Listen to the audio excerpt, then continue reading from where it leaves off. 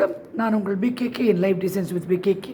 இனி ஒரு இனிய நாளில் உங்களை சந்தித்து சில என்னுடைய எண்ணங்களை பகிர்வது நான் மிக்க மகிழ்ச்சி அடைகிறேன். முதல்ல எல்லாருக்கும் என்ன சொல்ல வேண்டுன்னா, நிறைய பேர் அம்மா தாய் சாமி என்ன சொன்னால், சாமியெல்லாம் கிடையாதுங்க. சாதாரண ஆள். நல்லா சாப்பிடுவேன், நல்லா தூங்குவேன், வேலை செய்வேன், கோச்சிப்பேன், சந்தோஷப்படுவேன். Normal person. I don't have any extra power. எனக்கு பெரிய பவர்லாம் ஒன்றும் கிடையாது. என்னுடைய ஒரே பவர் பிரபஞ்சம் மாத்திரம்தான். பிரபஞ்சம் எனக்கு கொடுக்கின்ற அந்த சக்தி, நான் செய்கிற காரியம் எல்லாமே நல்லபடியாக நடக்கும்படி பிரபஞ்சம் பார்த்துக்குது.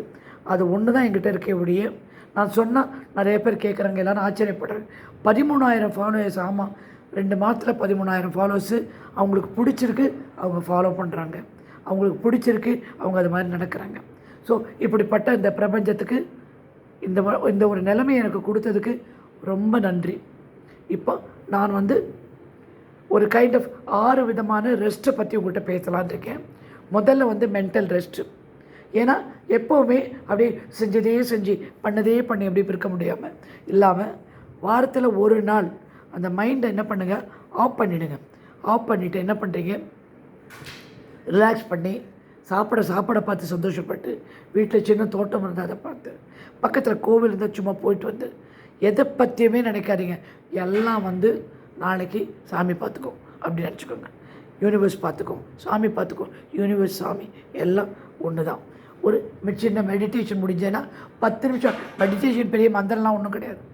நல்லா மூச்சு இழுத்து மூச்சை விட்டு அந்த மூச்சை கவனிங்க. மூச்சை கவனிச்சுட்டே இருங்க. எண்ணங்கள் வரும், தூக்கி எறிஞ்சிருங்க. எண்ணங்கள்லாம் தூக்கி எறிஞ்சிட்டு வெறும் மெடிடேஷன் மாத்திரம் பண்ணுங்கள். அடுத்தது ஃபிசிக்கல் ரெஸ்ட்டு. நல்லா தூங்கணும். நல்லா நிம்மதியாக தூங்கி எந்தவித கவலையும் இல்லாமல் யூனிவர்ஸ்கிட்ட பிரபஞ்சத்துக்கிட்ட விட்டுட்டு எந்தவித கவலையும் இல்லாமல் நீங்கள் நிம்மதியாக தூங்கணும். தூங்கி ஒரு எக்ஸசைஸ், ஒரு வாக்கிங், அப்புறம் சிம்பிள் திங்ஸ், ஒரு எம்ப்ராய்டரி பண்ணுறதோ பூ பண்ணுறதோ அப்படி அதை ரிலாக்ஸ் பண்ணிக்கணும் டோட்டலாக. என்ன அப்படின்னா அடுத்தது எமோஷ்னல் ரெஸ்ட்டு. எமோஷ்னல் ரெஸ்ட் எப்படி, நீங்கள் உங்களுடைய எண்ணங்களுக்கு நடிக்க வேண்டாம். 3/4 நம்ம பேசுறது, நடந்துக்கிறது, கொள்றதெல்லாம் மற்றவங்கள இருக்கவங்கள ப்ளீஸ் பண்ணுறதுக்காக நம்ம செய்கிறோம். ஆனால் உங்களை ப்ளீஸ் பண்ணுறதுக்காக மனசில் என்ன ட்ரூ ஃபீலிங்கோ அதை ஃபீல் பண்ணணும். 2வது, நீங்கள் நோ அப்படின்னு சொல்ல பழகிக்கணும். எதுக்கு நோ சொல்ல பழகிக்கணும்? எல்லாத்தையுமே நம்மளால முடியாது. ஒரு லிமிட்டேஷன் எல்லாருக்கும் இருக்குது. இது வரைக்கும் தான் செய்வேன். அடுத்தவங்கள சந்தோஷப்படுத்தணுன்றதுக்காக முடியாத ஒரு காரியத்தை செய்வேன்னு சொல்லிட்டு நீங்கள் செய்யாதீங்க. அதுதான் எமோஷ்னல் ரெஸ்ட். 3வது என்னென்னா சோஷியல் மீடியா ரெஸ்ட். சோஷியல் மீடியாவை ரீசார்ஜுக்கு மாத்திரம் ஃபோனை போடுங்க. ஆனால் மட்டும் சண்டே அன்றைக்கி ஃபோன் எடுக்காமல் இருங்க. அவசியமான விஷயங்களுக்கு மாத்திரம் நீங்கள் ஃபோன் எடுத்துருங்க. அந்த ஃபோன் எடுத்து பேசுங்க.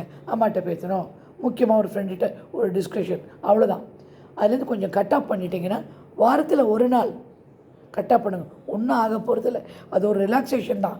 ஆனால் அதுலேயே நிறைய பேர் மூழ்கி போய்ட்றாங்க. ஏதோ ஒரு 10 நிமிஷம் பார்த்தா பெரிய விஷயம். நாள் பூரா வேலை முடிஞ்ச உடனே ஃபோன் கூட போய்டுறது. அது நீங்கள் நிறுத்துங்க. ஆங்கிலத்தில் ஸ்பிரிச்சுவல் ரெஸ்ட்டு. ஆங்கிலத்தில் என்னென்னா மீனிங் ஃபார் திஸ் லிவிங். இந்த உலகத்தில் நம்ம பிறந்தோம் இருக்கோம். அந்த மாதிரி ஸ்பிரிச்சுவல் மைண்ட்ஃபுல்னஸ். நம்ம மைண்டில் என்ன ஓடுது, என்ன செய்கிறோம், யாருக்காக வாழ்கிறோம், எதுக்காக வாழ்கிறோம் அப்படின்னு ஒரு அனலைஸ் பண்ணிவிட்டு மட்டும் அதை உடனே கடவுள் பக்கம் திருப்புங்க, யூனிவர்ஸ் பக்கம் திருப்புங்க. மென்டலாக அப்படியே பீஸ்ஃபுல்லாக இருங்க. ஒரு பாட்டை கேளுங்க. நான் சொன்னேன் முன்னாடி, அது மாதிரி ஒரு கோவிலுக்கு போங்க. இஷ்ட தெய்வத்தை வேண்டிக்கோங்க.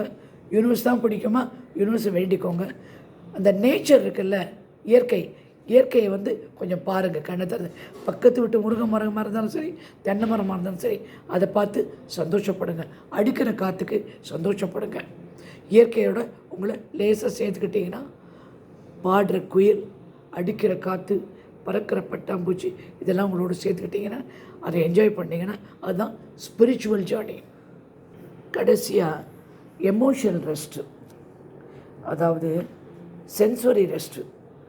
நம்ம சென்சரினா என்ன, நம்மளுடைய நாக்கு, மூக்கு, ஸ்மெல் பண்ணுறது, டேஸ்ட் பண்ணுறது, இதுக்கெல்லாம் என்ன ரெஸ்ட் வேணும்?